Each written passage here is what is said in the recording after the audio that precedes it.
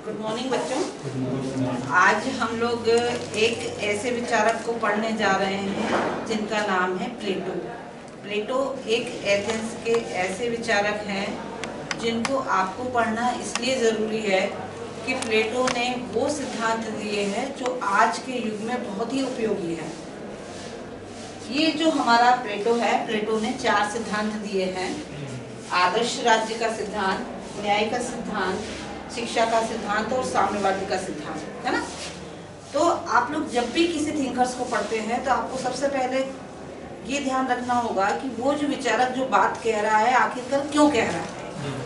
तो ये जो प्लेटो है ये एथेंस का रहने वाला है। इनका जन्म 427 ईसा पूर्व हुआ है और प्लेटो एक ऐसे विचारक हैं जिनके बारे में ये कहा जाता है कि प्लेटो दार्शनिक फिलोसोफर है, दार्शनिक विचारक है। दार्शनिक के साथ साथ एक जो है, ये कहते हैं कि प्लेटो यदि दार्शनिक विचारक नहीं होते तो एक अच्छे साहित्यकार होते, है ना। तो इनका जो असली नाम था वो अरिस्टोक्लिस था, लेकिन ये कहते हैं इनके चौड़े भुजाएं, शोल्डर होने के कारण इनके व्यायाम शिक्षक ने इनका नाम क्या रखा था, प्लेटो रखा था, है ना। तो प्लेटो ने ये 4 सिद्धांत इसलिए दिए हैं क्योंकि उसके मन में आदर्श राज्य की कल्पना थी। अब प्लेटो आदर्श राज्य क्यों चाहता था? क्योंकि प्लेटो ने कहा है कि 20 वर्ष की बाद लगभग 8 वर्ष तक उसने सुकरात से अध्ययन किया है, यानी सुकरात उसके गुरु थे। और आप लोगों को मालूम होना चाहिए कि सुकरात एक ऐसा दार्शनिक विचारक है जिसकी एथेंस के अंतर्गत पूजा की जाती है, यानी एथेंस में जीसस क्राइस्ट के समान सुकरात की पूजा की जाती है, क्योंकि सुकरात एक ज्ञानी व्यक्ति था और सुकरात के अंदर जो चीज थी, जो महत्वपूर्ण चीज थी, उस सुकरात को मृत्यु का भय नहीं था। तो चूंकि प्लेटो किसका शिष्य था? सुकरात का था। और प्लेटो का शिष्य कौन है? अरिस्टो, ठीक है। तो प्लेटो ने सबसे पहले जो है उसकी जो थीम थी वो आदर्श राज्य की स्थापना करना था। आदर्श राज्य की स्थापना करना प्लेटो इसलिए चाहता था क्योंकि क्या हुआ, उसके गुरु सुकरात को विष के द्वारा मृत्युदंड दे दिया गया।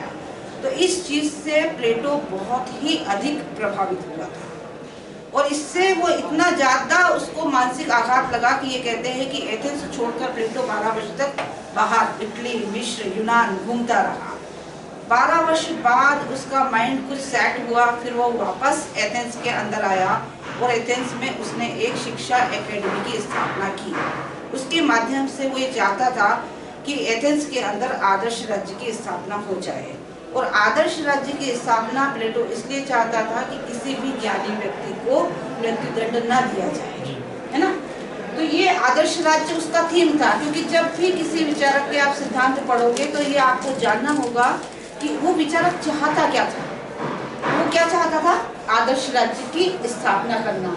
और आदर्श राज्य की स्थापना कब हो सकती है? जब उसने कहा कि न्याय का सिद्धांत होगा, शिक्षा का सिद्धांत होगा और साम्यवाद का सिद्धांत होगा। तो न्याय के सिद्धांत के द्वारा प्लेटो एक लफ्ज में ये कहता है कि प्लेटो का न्याय क्या है कि प्रत्येक व्यक्ति को अपना कार्य करना चाहिए और दूसरों के कार्य में हस्तक्षेप नहीं करना चाहिए, सिर्फ ये न्याय। दूसरा, प्लेटो ये कहता है कि विशेषीकरण पर आधारित होना चाहिए, यानी एक कार्य को किसी व्यक्ति को लगातार कर लेना चाहिए जिससे वो एक्सपर्ट हो जाए। तीसरा वो ये कहता है कि मॉरलिटी यानी नैतिक ज्ञान भी व्यक्ति के अंतर्गत होना चाहिए। न्याय किसी व्यक्ति को तभी मिलेगा जब व्यक्ति को नैतिक ज्ञान होगा। तो ऐसे सामान्य चीजें उसने जो है न्याय का सिद्धांत बताया। फिर उसका शिक्षा का सिद्धांत है। शिक्षा का सिद्धांत प्लेटो को यह कहता है कि उसने शिक्षा को, आपने देखा कि 6 भागों में बांटा है। जन्म से 6 वर्ष तक प्लेटो ये कहता है कि जन्म से 6 वर्ष तक सिर्फ बच्चे को पढ़ने के प्रति रुचि जागृत करना होगा, जन्म से लगाकर 6 वर्ष। फिर वो कहता है 6 से 18 वर्ष काफी लंबा समय है, जिसमें प्लेटो ये कहता है कि सिर्फ इसमें बच्चे को कुछ नहीं करना है। 6 से 18 में बच्चे को व्यायाम करना सिखाना है और संगीत का ज्ञान होना चाहिए, क्योंकि प्लेटो का उद्देश्य ये था कि उसके राज्य में कोई भी व्यक्ति बीमार ना हो, क्योंकि प्लेटो को डॉक्टर्स से बड़ी चिढ़ थी। तो उसने कहा कि बीमार व्यक्ति कब नहीं होंगे? जब वो व्यायाम करेंगे। तो व्यायाम के द्वारा व्यक्ति का शरीर मजबूत होगा और संगीत के द्वारा मस्तिष्क मजबूत होगा, यानी उसका मन एकाग्र होगा। इसलिए प्लेटो ये कहता है कि ये जो है 6 से 18 वर्ष तक बच्चे को सिर्फ व्यायाम करना है और संगीत सीखना है, जिससे वो तंग से अपनी बॉडी से भी मजबूत हो जाए और मन से भी मजबूत हो जाए, इंटरनल भी वो मजबूत हो और बाहर भी मजबूत हो।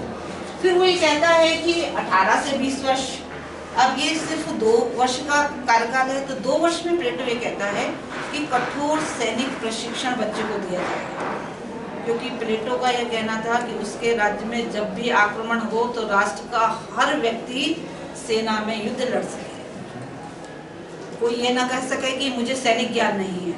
तो हर नागरिक को 2 वर्ष तक कठोर सैनिक प्रशिक्षण प्राप्त होगा, जिससे आवश्यकता पड़ने पर राष्ट्र का हर नागरिक अपनी राष्ट्र की सुरक्षा के लिए आगे आ सके।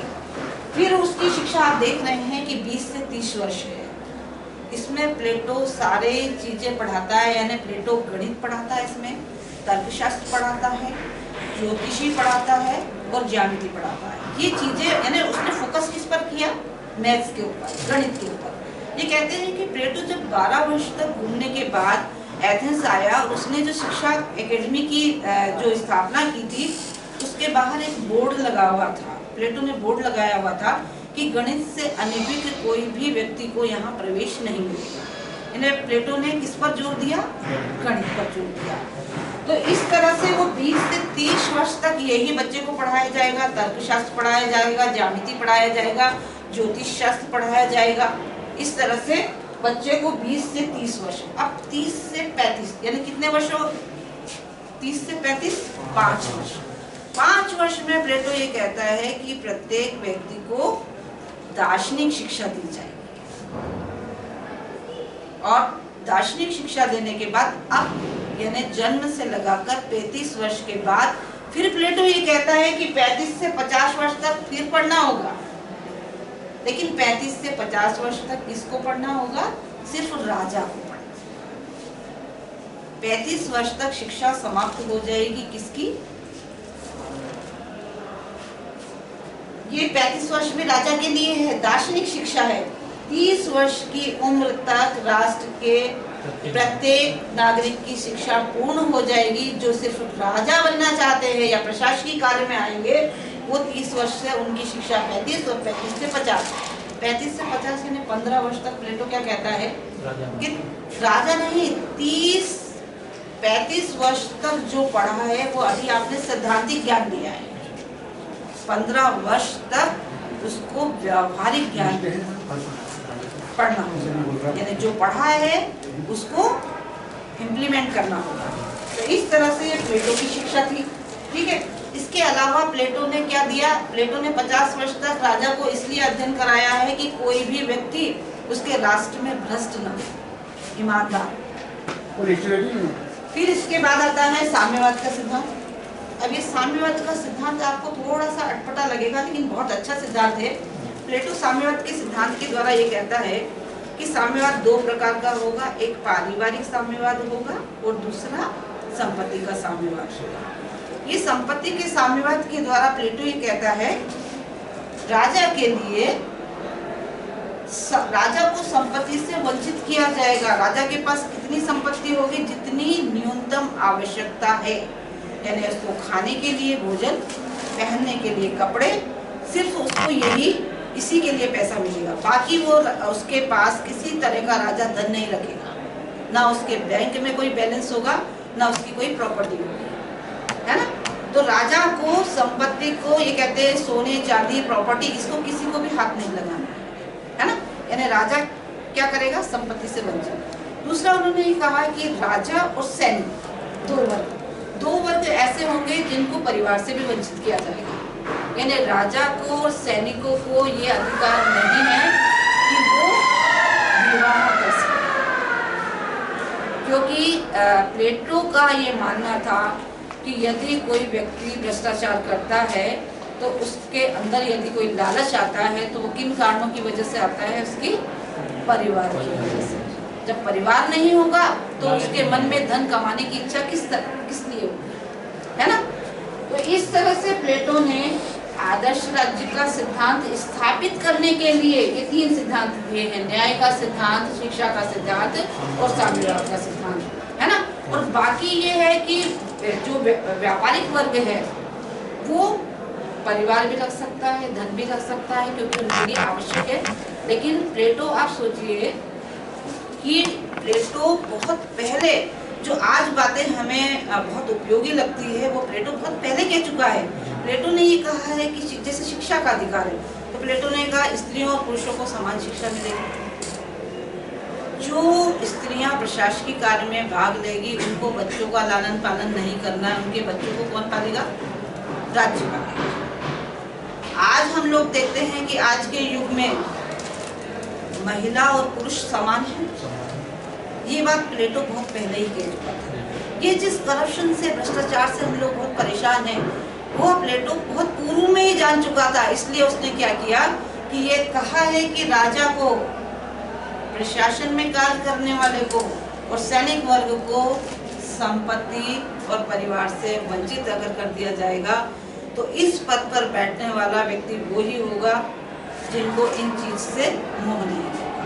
तो इस तरह से मैंने आपको बताया कि ये जो प्लेटो है, इसका जो जन्म मैंने बताया कि 427-28 ईसा में हुआ है ना, और 347 और 348 में ये कहते हैं कि दार्शनिकों का राजा, और राजा को दार्शनिक बनाने वाला दार्शनिक जो है, ये कहते हैं कि मृत्यु की गोद में समा गया। तो इस तरह से आपको किसी भी विचारक का जब अध्ययन करना है, तो सबसे पहले ये देखना है कि वो विचारक अपने सिद्धांत क्यों दे रहा है। तो आप लोगों को ये प्लेटो समझ में आ गया होगा कि प्लेटो एक ऐसा विचारक है जो कि दार्शनिक विचारक है और साहित्यकार भी है।